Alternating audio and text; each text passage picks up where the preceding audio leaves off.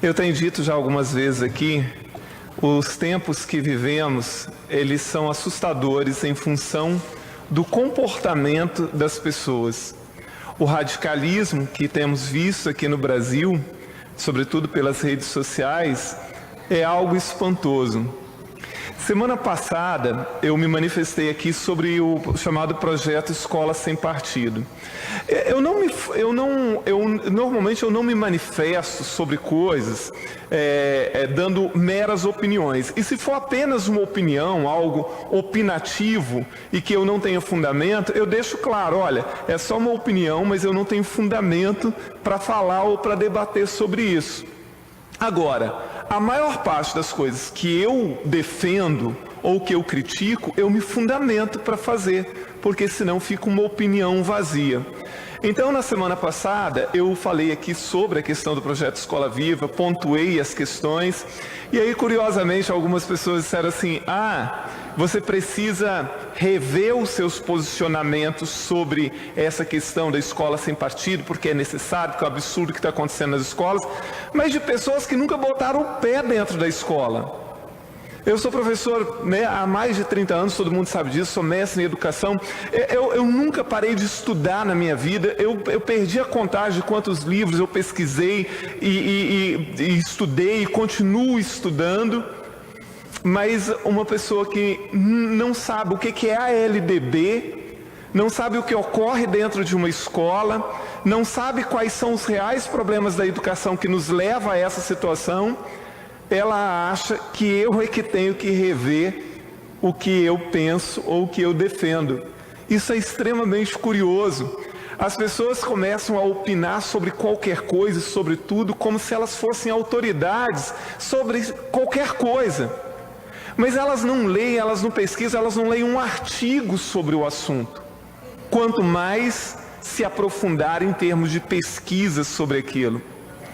Nós vivemos um momento no Brasil em que, mais do que nunca, você não tem propostas claras de quem se diz de direita ou se diz de esquerda, se tem narrativas.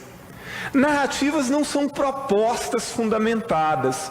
Uma narrativa pode ser uma mera visão de uma pessoa ou de um grupo a respeito de um assunto. E não necessariamente que aquilo seja uma verdade absoluta.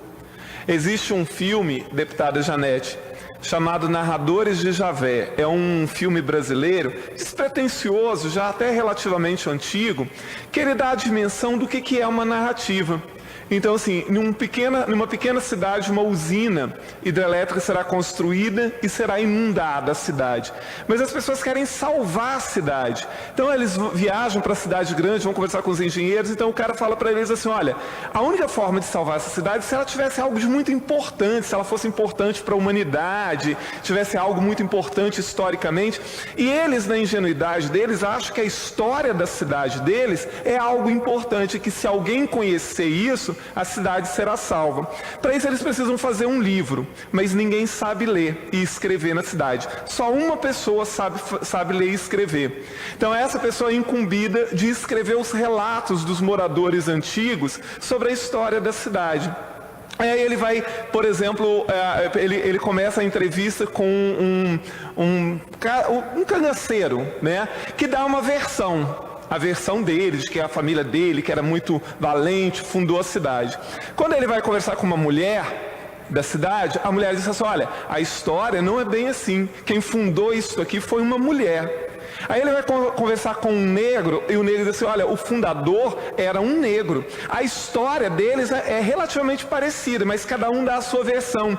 Então, assim, é uma ideia clara do que é a narrativa hoje na política no Brasil, na economia, nas questões sociais, em que cada um, de acordo com seus interesses, cria a sua narrativa e tenta defendê-la, mesmo sem fundamento nenhum. Então nós vivemos uma guerra de narrativas no Brasil, sem que se tenha um fundamento, ou um propósito, ou um projeto claro para a educação, para a saúde, para a segurança, enfim, e para todos os nossos problemas. São meras narrativas, e não projetos efetivos que nos levarão a algum lugar, algum dia.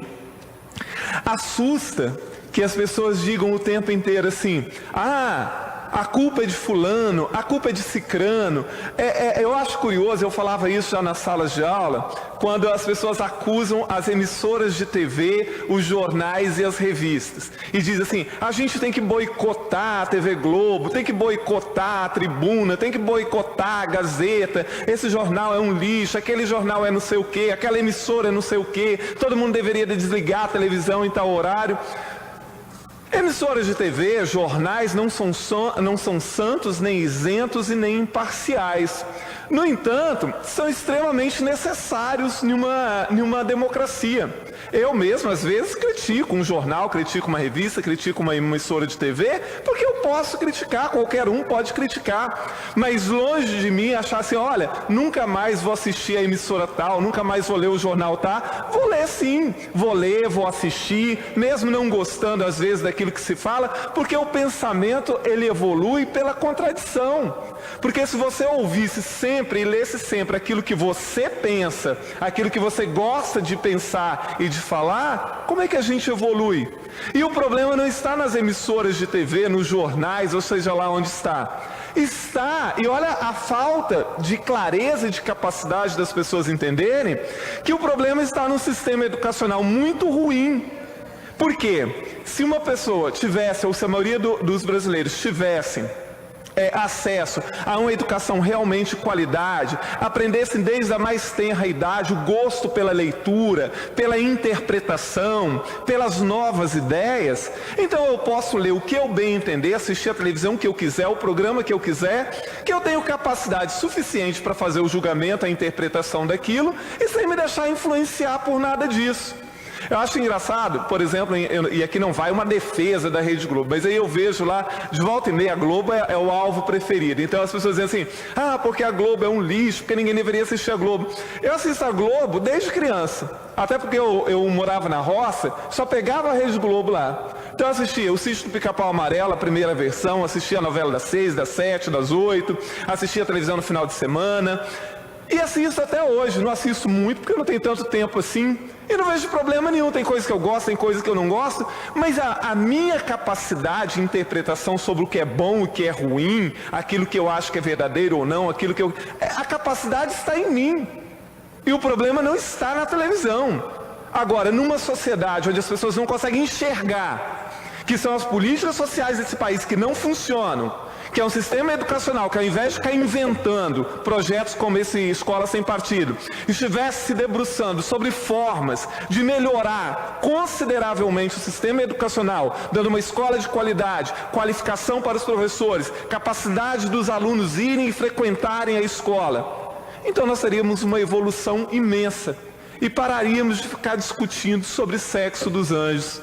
E passaríamos a discutir aquilo que realmente nos interessa, aquilo que realmente pode evoluir o pensamento, aquilo que realmente pudesse nos levar a uma evolução verdadeira. Deputado Enivaldo dos Anjos, não me referi a esses, a família dos anjos, aos anjos propriamente dito. Então, é isso, assim, a minha reflexão para a tarde de hoje, você que nos assiste na TV, pela TV Assembleia, lembre-se, ninguém é dono da verdade, nem quem é da esquerda, nem da direita, nem do centro, nem eu, nem vocês, mas nós temos que ter paciência de ouvir, de entender o outro, de não agredir o outro, e assim, eu sempre digo isso para as pessoas que eu conheço, se você não adquiriu o hábito da leitura, tem tempo, sempre é tempo de você adquirir esse hábito. A leitura é como, eu acho que assim, como aquilo que você tem que fazer no dia a dia, você tem que escovar os dentes todos os dias, você tem que ir tomar banho todo dia, você cria o hábito, né? Então assim, a gente deveria criar o hábito, por isso que eu digo assim, a primeira tarefa da escola deveria ser ajudar o aluno a ter gosto pela leitura. A leitura nos faz pensar mais sobre a realidade. Os livros fazem com que a gente entenda melhor as coisas, né? E isso é tão fundamental. Então essa é a minha reflexão para essa tarde de hoje. Muito obrigado, deputado Enivaldo.